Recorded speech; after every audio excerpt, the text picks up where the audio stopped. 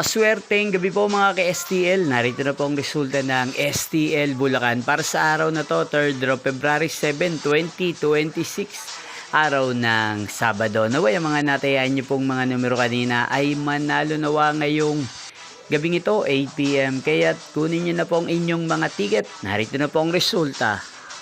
Ang mga numerong nanalo sa STL Bulacan ngayong gabing ito, February 7, 2026.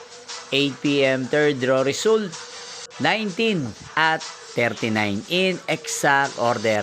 Again, 19 at 39. At ngayong gabing ito sa STL Bulacan, atin pong i-shoutout si Kuya Celso ng Bulacan na nanonood po sa channel ito araw-araw. Shoutout po sa inyo Kuya Celso, sana po ay nasa maayos kayong kalagayan.